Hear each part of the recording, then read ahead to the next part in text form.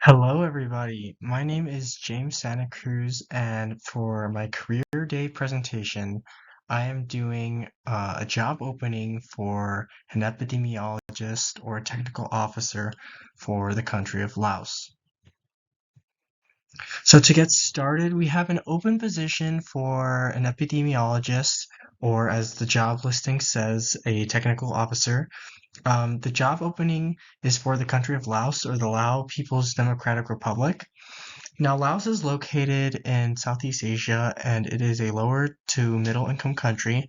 But the reason that we're looking for an epidemiologist is because uh, being a lower middle income country, many people suffer from infectious diseases like URIs or insect-borne diseases and GI diseases. So some prominent illnesses that happen or occur there are dengue fever or diarrheal diseases. Um, Now, the job is located in the capital of Laos.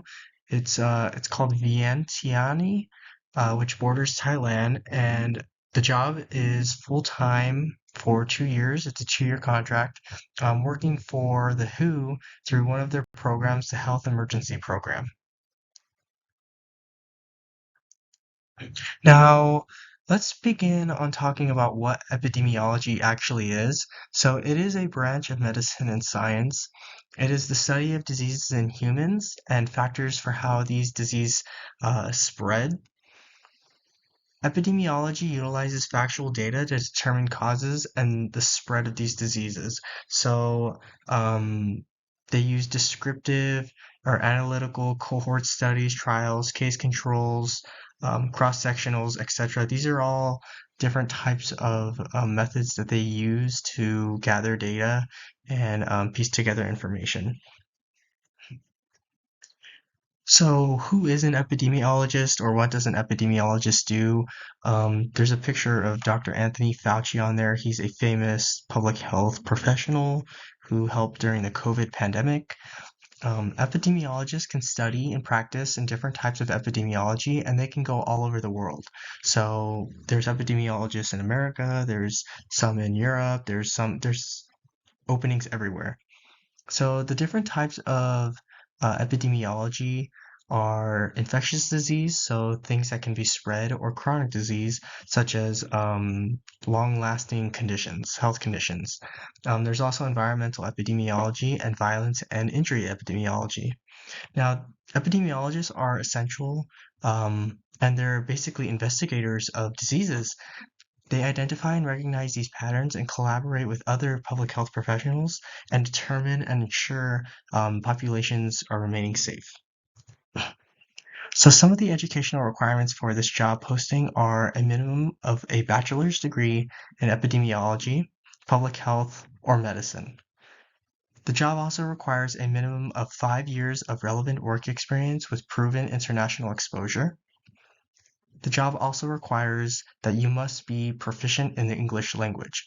There are some desirable or recommended characteristics, such as advanced degrees, like a master's or a doctorate's in epidemiology or public health, uh, having knowledge of UN languages, prior experience in the epidemiological field, and meeting the skills criteria and understanding the criteria posted by the WHO.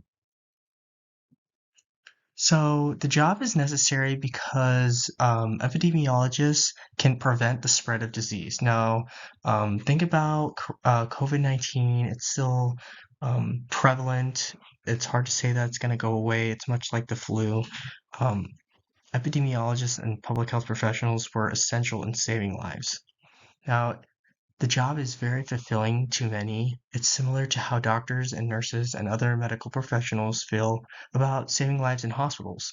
It's essentially just a secondary health professional versus a tertiary health professional. So secondary, think back, is preventing or identifying the disease, and tertiary is that intervention stage. So some of the rewards and perks of this job are opportunity and experience with the WHO. You get to enhance your talent and education. Um, The annual base salary starts at around $64,000 US dollars. You get travel, parental leave, a flexible work schedule, 30 days of annual leave, allowances for family members, home leave, and educational grants. Thank you. I hope you consider this job.